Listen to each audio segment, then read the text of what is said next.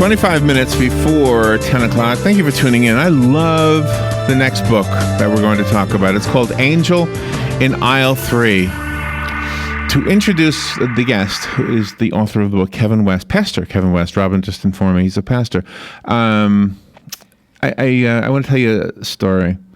I'm not going to bore you with my whole story, but just let me just tell you this. When I was 4 years old, I saw an angel. And I would describe the angel as a mist. Didn't have a real face, didn't have wings, but I saw an angel. Okay, now fast forward to probably sometime in my 30s. I was driving on Interstate 75, and my car was overheating really badly, and I pulled into a rest area, and the sign said, "Sorry for the inconvenience, we have no running water." Okay. Yes. And you were with me, so you know this is a true story. And so running across the field, I am not exaggerating, just running across the field was a guy with 2 large canisters of water, as if he knew I was coming. And he filled my radiator. And there was something wrong, obviously, that I wouldn't be able to drive far, but I was able to drive far enough. So he filled my radiator with one of them, and he gave me the other one that I put in my trunk so that I could use it to get the rest of the way home. And I did. And now this was a guy, dressed in a coat. He wasn't well dressed. He was just an ordinary guy. Yeah, just running across the field. Gave me, what do you think that was? A 2-gallon thing? Yeah, maybe it was big. 2 gallons. Yeah, it wasn't one. Yeah. It was at least 2 gallons. Yeah. And so he fills up my water and then gives me one. And says, "No, don't worry about it." Was that an angel or was that an angel? Who was an angel? Yes. I don't know. It's believe one of those things in life I'll never know. Because we looked for him and he was gone. He just disappeared. So, Pastor Kevin West is the president of Kevin West Ministries and Expression Ministries Network, the senior pastor of Expression Church of Huntington, the host of his daily radio program, Real Life with Kevin West. He speaks for the national and regional conferences for the Federation of Churches and Ministers International, and I love his book, Angel in Aisle 3. Kevin West, good morning, Kevin. How are you? I'm doing wonderful, guys. Thanks for having me this morning. Sorry I had such a long intro, but you stirred something up in me. I wanted to share those 2 little stories. Where are you calling from? Calling from Huntington, West Virginia. Actually getting ready to fly off to San Diego. So we've got caught with a lot of snow up here in Huntington area, in the Kentucky area, and we're all rearranging travel plans. So tell us the story. I guess we can tell the story. It won't ruin the book. Let me tell you. You will hear the story and you still want to read it. So tell us the story. Well, we're getting rave reviews of the book. We're excited about it because the Lord, I believe, is blessing it. It's a story, Angel in Aisle 3, where I was going through a major transition in my life, my family. I was in my late 20s, and when I was aggressive and immature. Those 2 combinations are dangerous together when you're young. Right. And I was climbing the corporate ladder, and things were kind of going well for me, easy. Things were just happening quickly for me, and when I got caught up in some making some business loans and some customer relationships that I had that I was making some fraudulent loans to because I was benefiting from the transactions. So the greed caught up with me, and really it was more than greed. It was more than that. It was just the success of life. I think really was was kind of taken over, and because things had come easy. And during that time, I had really kind of went away from my complete foundation of what I was raised on. And because I was raised in a real strong home, and my mother a strong Christian lady, my dad a good, godly man, but I never really had a reason to pull away until I was in my 20s. I was married, had 2 children at the time, 2 daughters, little girls. And one night, my wife came to me and she said, "We don't even know you anymore." She said, "We just really wanted to give you a goodnight kiss," because I was short with her, and I was typing up a business plan. And, and that night, it was just a moment that pierced me in my heart. And previously, 6 months prior to that, I was starting to run into people that I had not seen since I was a kid, like Sunday school teachers and people that I had gone to church with when I was a young man, and it just enough to jolt my mind a little bit to get me off balance and made me think. And then that night was just the transition point when I just cried out to the Lord after about 3 hours. I said, "God, if you'll take this mess, I'll give it to you." So I had an encounter with myself, and then subsequently I had an encounter with God. And I went in the next morning and resigned my position from the bank. Didn't really know at the time I was going to have all kinds of legal problems, facing lawsuits and indictments and all of that. But what I did do is 2 years prior to me resigning and before all this came to a head, I had purchased a little corner grocery store in my hometown, and didn't live in Ironton anymore, but I lived in Kentucky. This grocery store came available. I was very aware of it. It was very much an iconic grocery store, a corner market in town, and I purchased it as an investment and really didn't even need it. But when I resigned from the bank, I needed income for my family, and I started working running the grocery store. And lo and behold, out of the blue one day, I've got my little Bible, my black Bible on the counter, and I'm really studying because I realized God is doing something deeply in my life, and it had caught me and captured me. And when I was reading the book of John one day, and this little red car pulls up, and this guy stumbles out of the car, and he comes walking in the store, and he was tattered clothes and smelled, and it was just just a bad experience when he walked in from the eye, and had not bathed and shaved, and just looked really awful, and he smelled. So he comes walking in and limping in, and he was in his 70s, and he looks at me and he says, "Can I get a little credit?" And I said, certainly you can get credit, because when the pendulum swung over for me, I went from really, selfish to trying to give everything away to help people. Mm-hmm. And so his timing was good. And so I said, certainly you can get credit. There's no problem. And he looked down at my Bible, and he said, "Are you getting anything good out of that Bible and that book?" And I said, "Yes, it's all good." Mm-hmm. And then he takes the Bible, spins the Bible around towards himself, flips it from the book of John, goes to the book of Genesis. In a matter of 15 minutes, he flips through all 66 books, and he points to Christ in every book of the Bible in just a matter of moments. And as he was telling the story, or as he was going through the Bible, he was crying. His sensitivity, his compassion, his love was just oozing out of him. Wow. And all of a sudden, I'm captured with what he's saying. I'm driven by the revelation and extraction of the scriptures. And I'm thinking, what am I? I don't know what's happening here, because my heart was really burning, and I completely lost track of what he looked like, smelled like.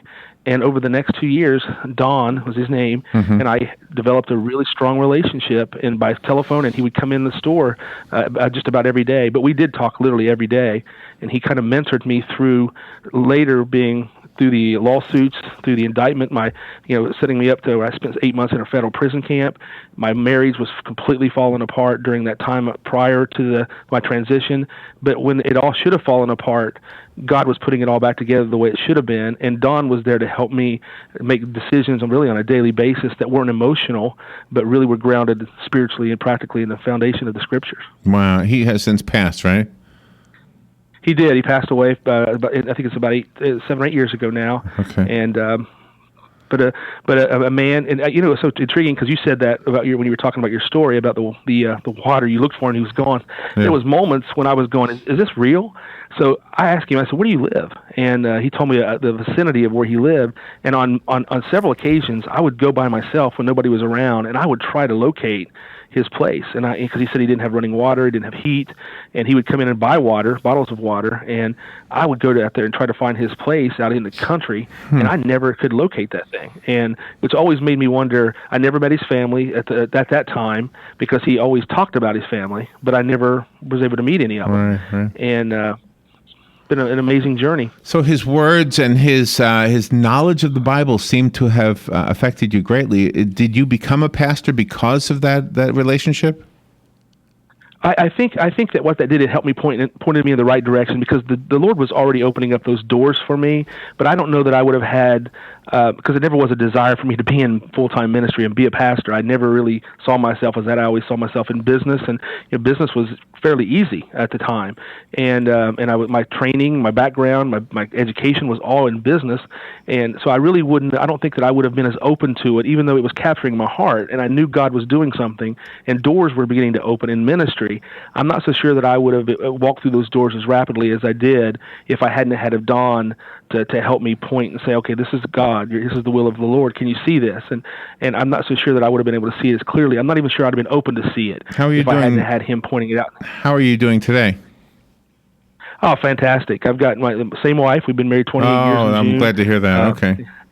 Yeah, I got two more children. I've got a 13-year-old daughter.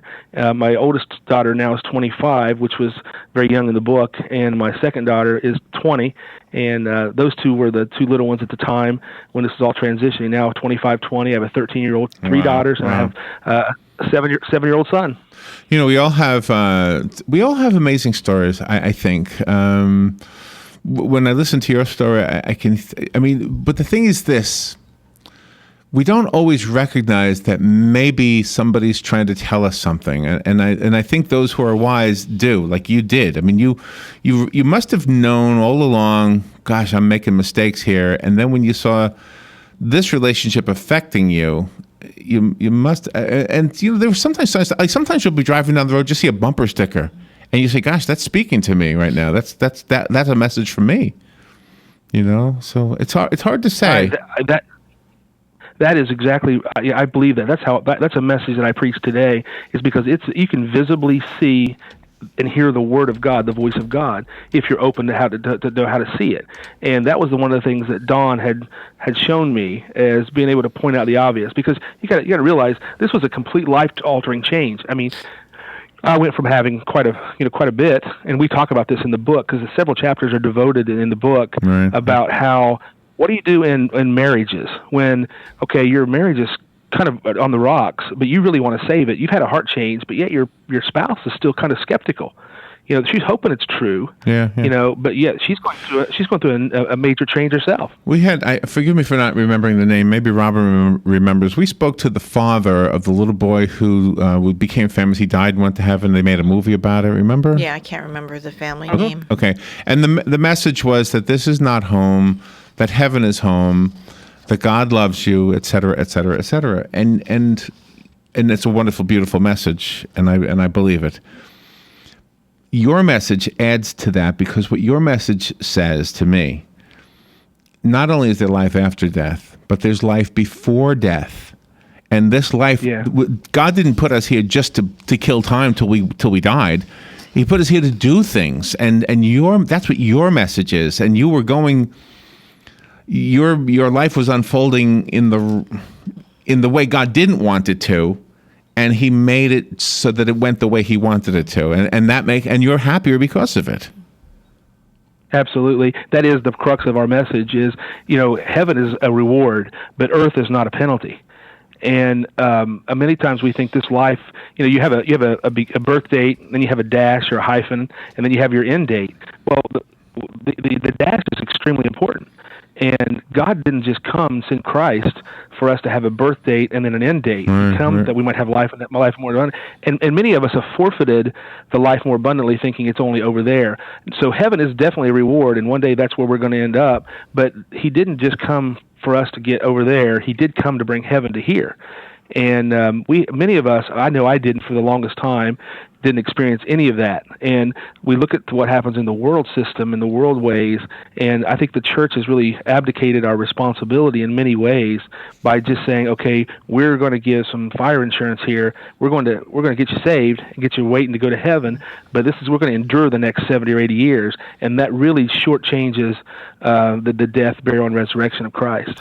And the people don't really know who they are going to affect with their decisions in their life, and they don't know who's going to affect them, like you illustrate so eloquently in your book.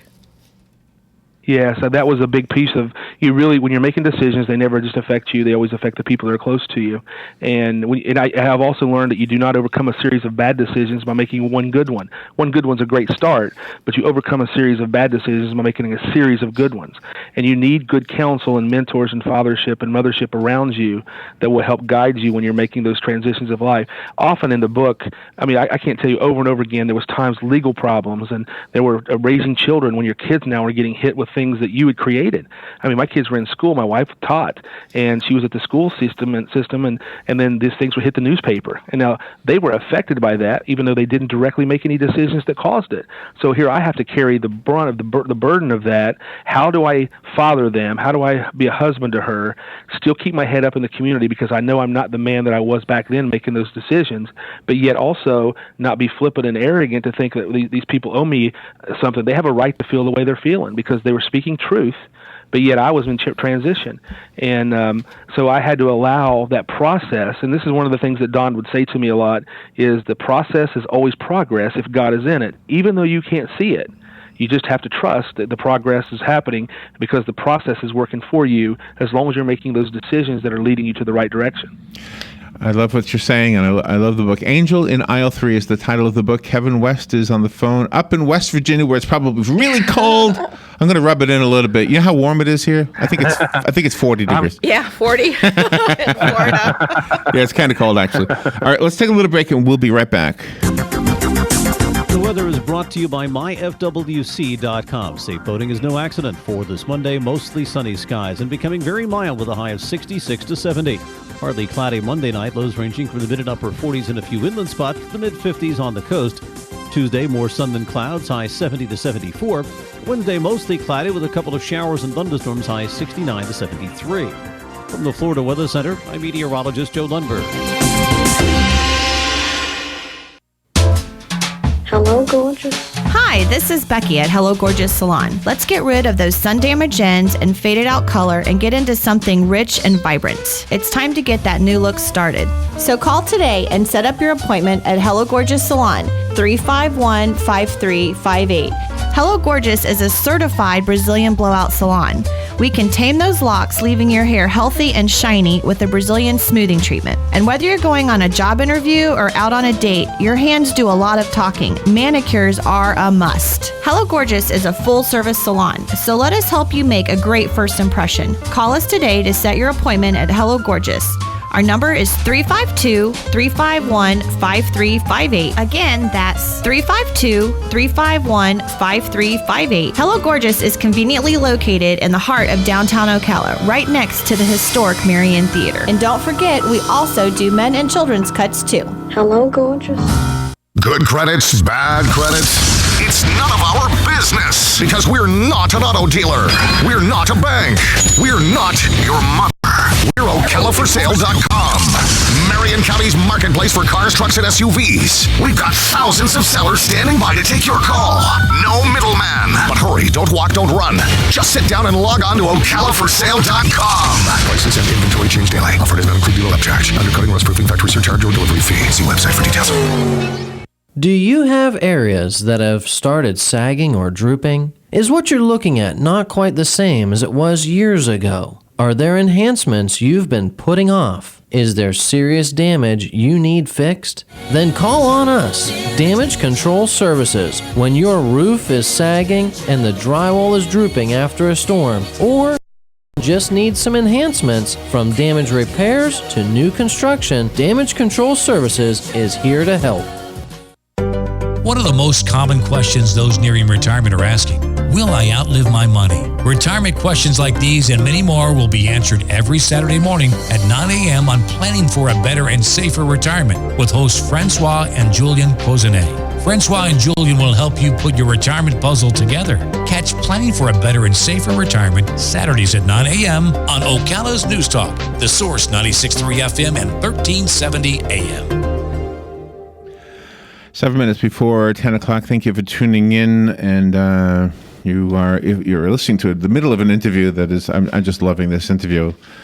It's a book called Angel in Aisle 3, written by Pastor Kevin West. He's up in West Virginia. And, you know, I'm not good at quoting the Bible, but there's something in the Bible where Jesus says, when you have fed the least of, what you have done unto the least of me, the least of these you've also done to me. Yes. Right? There's another passage that he quotes in the flap in the book that says from Hebrews 13, verse 2, don't forget to be kind to strangers, for some who have done this have entertained angels without realizing it. Anything like that makes you realize, yeah, we are really here for one another, and we have tabs being kept on us, don't we? Oh, yeah. Oh, yes, we do. Thank you for waiting through the break, Kevin. You know what I wanted to ask you? In the book, you already told us real briefly, kind of went over that you spent some time in prison. How long were you in prison? 8 months. 8 months. But that time in prison, you were a minister of sorts to people who were also in there with you. Oh yeah, we had actually it was an amazing time. I tell this to people all the time. I would not wish that experience on anybody, and I wouldn't want to go through that again. But I certainly wouldn't trade that experience for all my education I received in college or in life. Because it was a divine moment, and the Lord, those 2 years prior, because I had 2 years to be able to spend with Dawn and in the Bible and in fellowship with Christians, and in my transition of my life becoming more whole. So when I went there, I was a little bit more equipped and prepared. So I'd already kind of learned that, okay, I'm not going to be able to control my circumstances, but I am certainly going to be able to be who I am in these circumstances. So when I walked in that place, I had extreme favor. I worked unto the Lord. Here I was, I had a second-story office over the downtown in an executive office. Now I'm working in the dish room. Right. I worked in the dish room under the Lord. And the next thing I know, a few months later, I get a call, and they put me over into the warden's office. So it was a promotion inside the place. And it wasn't because I was trying to jockey for position in my way around. I was perfectly content. Okay, I'm going to let this process have its perfect work. And when I come out of here and this thing spits me out, sort of like Jonah in the well, when it spits me out, I want to be prepared for the next assignment or the next part of my assignment. Wow, you're a smart guy. And did you get let out early? Did you have early release? I did. I was supposed to be 12 months, wasn't even supposed to be any early release, and 12 months, and one day, strangely enough, I get a call from the secretary of the place, and she says, hey, I don't know what, I just got a fax order over that you better call your wife to tell her to come and get you, so you're going home. So that happened. Do you know, I've often thought, okay, in the Lord's Prayer, we say, on earth as it is in heaven, and I always think what we're asking God for is to make earth the way it is in heaven. And the day that happens, all of the locksmiths will have to find another job because we won't need any locks. Right. And all of the jails won't need to exist. I have to make them into resorts or something because there won't be anybody breaking the law anymore. And when you go into a prison, whether as a minister visiting or in your case, another inmate, I mean, you literally have an opportunity to perhaps change somebody's life so that they are not in there for the rest of their lives. Right. And you know what I learned? I went in with an attitude of, I'm not going in here to change this place. I'm not going in to change the people. I'm going in to allow the Lord just to lead my steps daily. And I recognize, and I've come to recognize early through Dawn, as Don came in, and through that relationship, my life began to change. His life changed too. He went from one day just not showering to all of a sudden delivering groceries and completely transformed his appearance. And I never mentioned a word to him. I watched him transition. So I learned the value of how God doesn't work in a vacuum. He works on me, but he's also working on them. So when I went in there with that attitude, with that history with the relationship with Dawn, I began to talk to inmates and correction officers, administration, people at the administration level. And instead of looking for being opportunistic, I just thought, okay, God, you're not working in a vacuum. Something I need to draw from them, they need to draw from me. Let's just allow this exchange and relationship to benefit both of our lives. Right. When that attitude took over, things began to change. And for Don to be so well versed in the Bible that he could take 15 minutes and go through the whole thing and point out about Christ, he had to have been a very, very religious man, yet he did latch on to the human aspect of the world. Yes, and what happened, he went through a really bad divorce, and because he went through a divorce when he was probably 30 or 40 years earlier, his family was sort of scattered, but he really went through a real traumatic experience in the church where the church leadership turned on him because of that divorce, and it was not even his fault, but they turned on him, and he went through an offense for years and years and years. That also opened my eyes to help me even prepare today, because being sensitive to people that have gone through situations, our job is not to judge them or cast them out. Our job is to bring restoration and reconciliation, and we can't always label how they got there, and our job is not to go back and keep digging up the bones. Our job is to bring forth those dry bones and bring it to life. Wow. Well, thank you for spending some time with us today. Be careful on wherever you go. Where are you heading to? San Diego. San Diego. Oh, I bet bet the weather's nice there. All right, Kevin, let's give away your book. It's called Angel in Aisle 3. Call me if you want the copy. You're going to love this book. You'll probably share it with a few people. It's wonderful. Also, we need to know how to get the book. Let me give this one away first. Let me pick a number here. Just hold on. Got to do a computer thing here. Okay, there we go. Good morning. You've got the book. Who's this? Thanks, Larry. This is Judy. Judy. Okay, Judy. It'll be waiting for you, okay? Thank you so much. You're welcome. And Kevin, do you have a website? I do. KevinWest.org. KevinWest.org, www, or you can get it at Amazon. Any of the large bookstores are carrying it, but Amazon.com and KevinWest.org is the quickest way to get it. The book is going to change people, and it's a way to reach out beyond your wildest imaginations to publish a book like this. I know you already have like a million or 2 million listeners on your radio show, but anyway, thank you, Kevin. Thank you for being on with us today. That was awesome. Thank you so much, guys. God bless you all. We'll be right back. This is WOCA Ocala. Much of the eastern seaboard trying to get back on track after the weekend's crushing blizzard. Part of West Virginia got 40 inches of snow.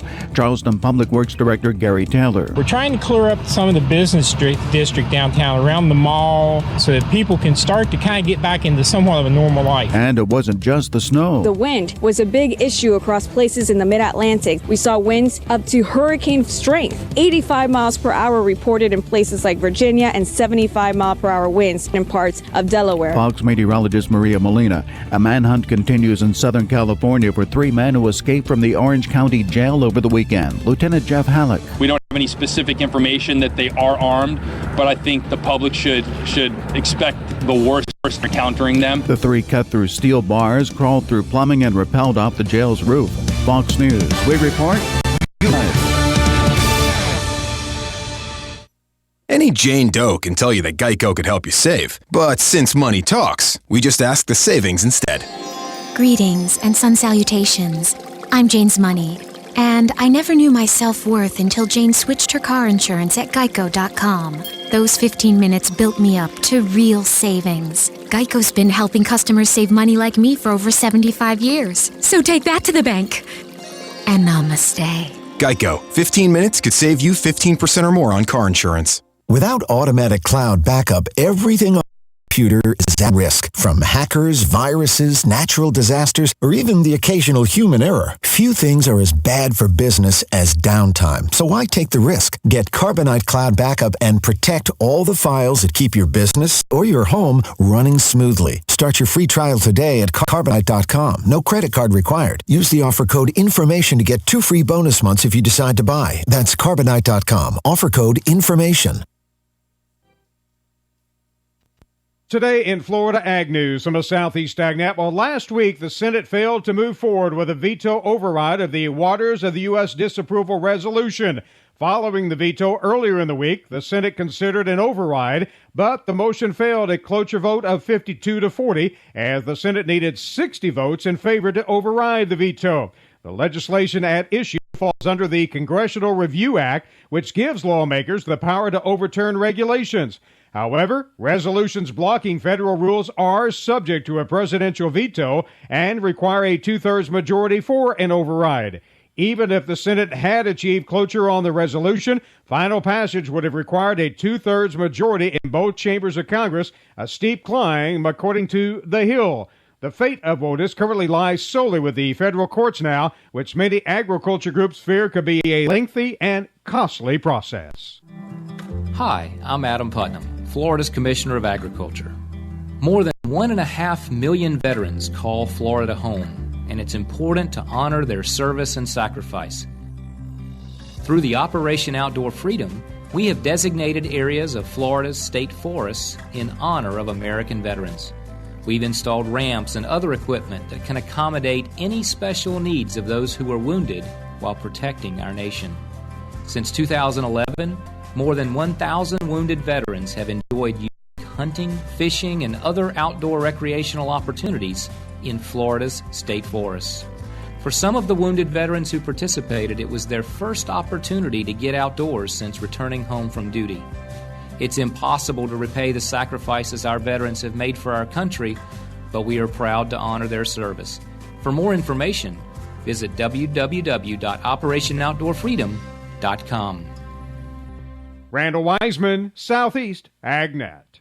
Do you suffer with pain, numbness, and tingling in the hands or feet, often diagnosed as peripheral neuropathy? Are you taking drugs such as Lyrica, Neurontin, or gabapentin that never seem to fix your problem? Has your doctor told you to just live with the pain? Peripheral neuropathy is a result of damage to the nerves, often causing weakness, pain, numbness, tingling, and the most debilitating balance problems. This damage is commonly caused by a lack of blood flow to the nerves, which causes them to begin to degenerate. I'm Dr. Walker, DC, of Ocala Spine and Injury. Our new treatment methods can provide relief from neuropathy as long as your nerves have not sustained at least 85% nerve damage. I will do a neuropathy severity examination to determine the extent of the nerve damage for only $70, consisting of a detailed sensory evaluation, extensive peripheral vascular testing, and a detailed analysis of your neuropathy.